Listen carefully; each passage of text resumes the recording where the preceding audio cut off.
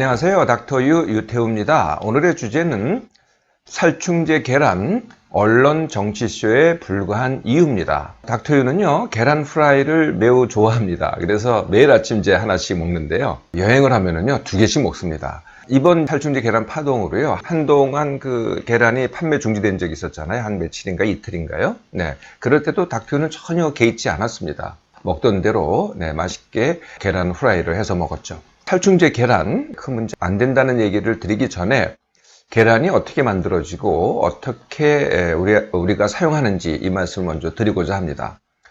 우리나라에서는요, 한 1200여 곳의 산란계 농장, 산란계라는 건 이제 알을 낳는 개, 그게 이제 닭개자입니다.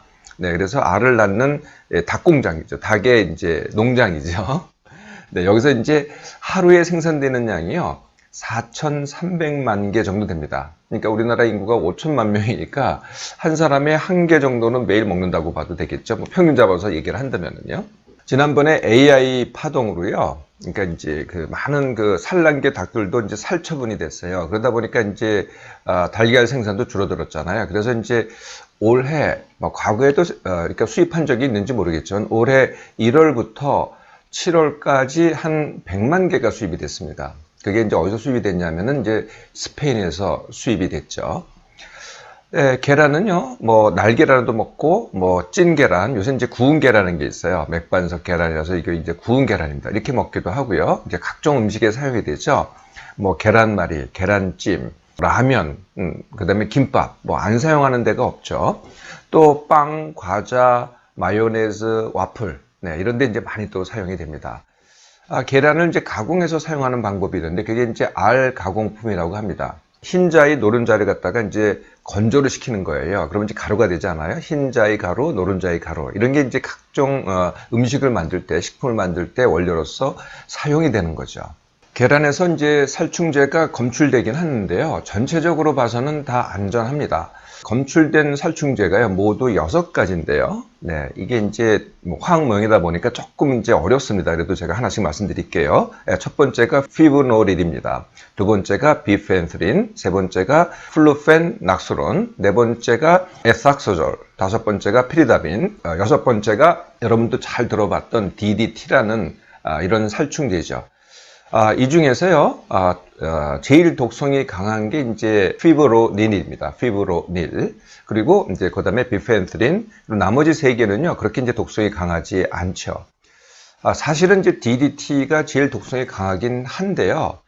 그럼에도 불구하고 이게 사용 금지된 게 거의 50년이 됐거든요. 그리고 사실 검출될 양도 너무 미미해서, 네, 이거는 사실 그렇게 문제가 되지는 않습니다. 자, 이게 이제 살충제인데요. 이게 오염이 되긴 했습니다. 그런데 문제시되지 않는 이유가 이제 최소한 3가지가 있습니다. 첫 번째가 대부분 이 검출된 양이요, 안전 기준보다 대부분은 그 이하라는 거죠. 근데 안전 기준 이하라는 것은 그냥 먹어도 상관이 없다는 거거든요. 그러니까 일부만이 안전 기준을 갖다가 초과했다는 거죠. 이게 이제 첫 번째 이유입니다. 두 번째 이유는요, 이번에 이제 1200여 곳의 산란계 농장이 있다 그랬잖아요. 근데 그 중에서 이제 50곳 정도입니다. 이 농장도요, 다 똑같지가 않습니다. 그 중에서 이제 최악, 가장 이제 많이 오염된 계란을 가지고 그 얼마나 나왔느냐, 이걸 가지고 최악의 경우를 가지고 계산을 해봐도요, 성인들은 매일 2.6개, 그러니까 2개에서 3개 정도를 갖다 매일 평생 먹어도 그 오염 수준으로는 전혀 문제가 되지 않습니다. 근데 저는요, 또 계산을 해봤어요. 그러니까 성인이 아니고, 그러면은 이제 계란을 먹기 시작하는 뭐 돌 정도 되면은 이제 계란을 먹기 시작하지 않겠어요? 그리고 한 10kg 정도 됩니다. 몸무게가. 그럴 때는 어떻게 되느냐? 정말 최악이죠. 그런 애들도요. 그러니까 우리 이제 아기들이죠. 아기들이 가장 독성이 강한 피브로닐이 문제가 되는데, 이 중에서도 가장 많이 피브로닐이 검출된 그 농장 걸 갖다가 10kg 아기가 매일 먹는다. 네. 그러면 얼마나 먹어도 안전하냐? 이걸 다시 계산해 봤어요. 그랬더니 계란 반 개더라고요. 근데 아기들이 계란 반 개를 하루에 먹지를 못합니다. 네, 그렇게 되지가 않죠. 네, 그래서요, 이 오염된 수준 자체가, 뭐 오염 자체가 제가 뭐 잘 됐다 이런 얘기가 아니고요. 그랬다고 하더라도 굉장히 안전한, 안심할 수준이라는 거죠.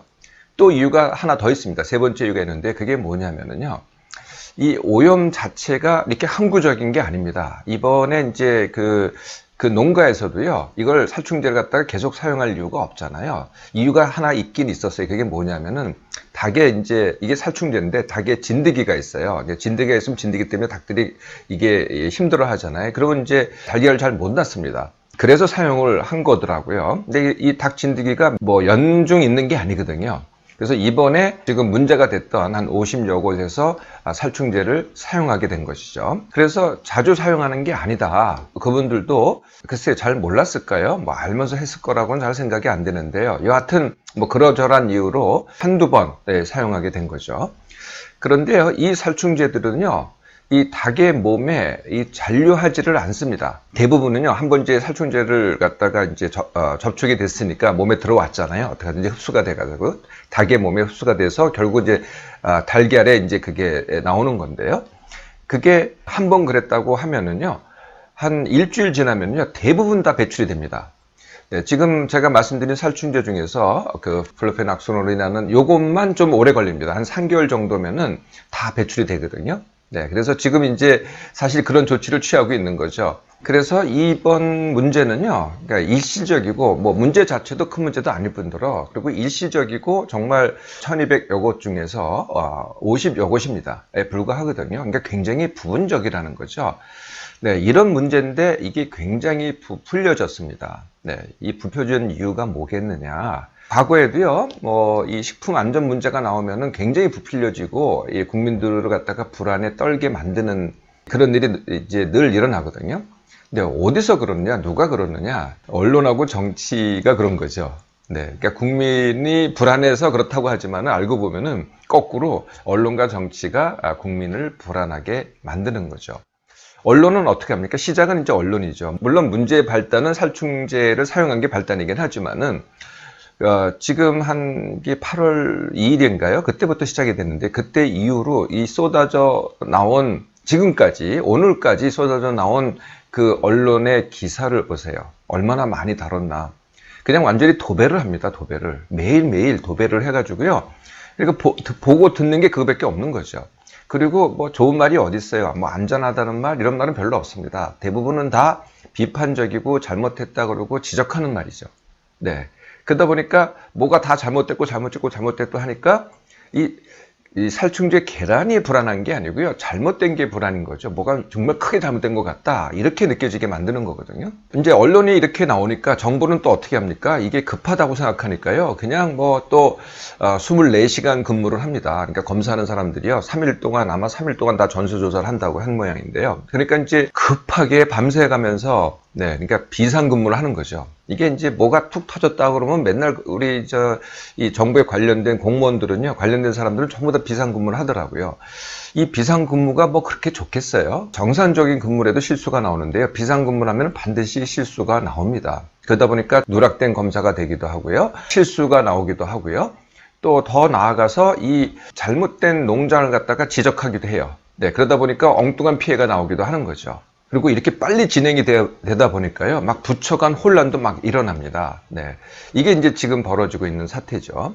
정치인들은 어떡하냐? 네, 정치인들도 또 기회입니다. 네, 그래서 이제 계속 이렇게 지적을 해야, 네, 관심을 끌지 않겠어요? 그러니까 이제 지적을 계속하고, 뭐, 누구 물러나라, 이렇게 되는 거죠.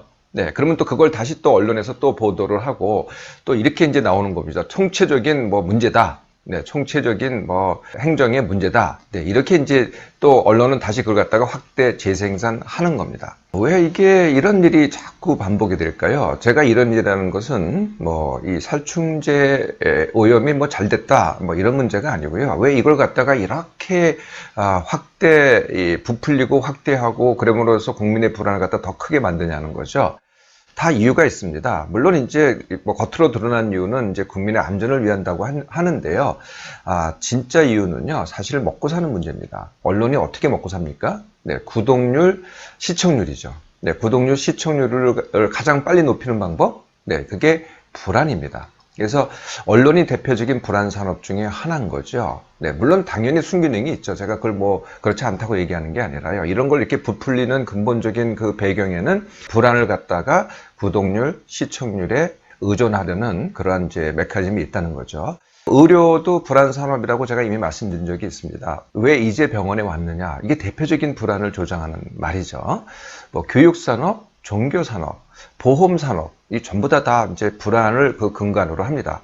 정치는 왜 불안을 이용할까요? 네, 정치는 당연히 지지율입니다. 그러니까 언론이 구독률, 시청률이듯이 정치는 지지율이죠. 그러니까 정치는 지지율을 먹고 삽니다. 그러니까 지지율을 더 많이 받으려니 그거 쉽게 하는 방법 중에 하나가 불안이라는 거죠. 그동안 일어났던 대부분의 식품 안전 문제는요, 사실은 뭐 대부분이 다 언론 정치쇼라고 봐도 뭐 과언이 아닙니다.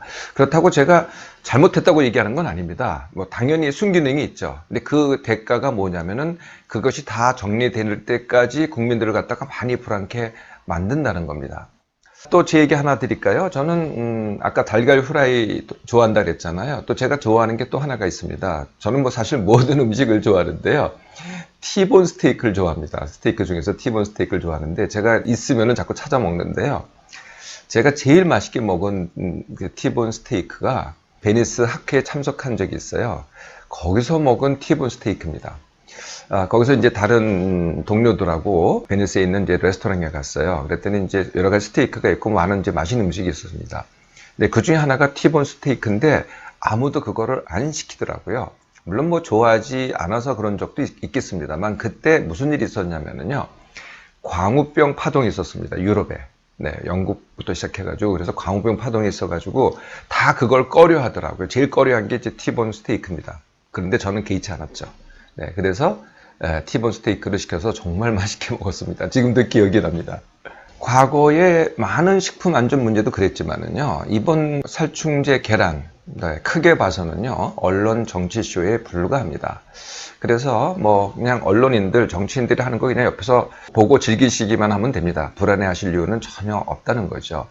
물론 관심 있는 분들도 더 많이 있으실 거예요. 그런 분들은 이제 요구를 하세요. 뭐 지적도 하고 더 잘하라고 요구를 하세요. 그렇지만 서두르거나 붕괴하지 않아도요, 식품 안전 문제는 점점 더 좋아지게 됩니다.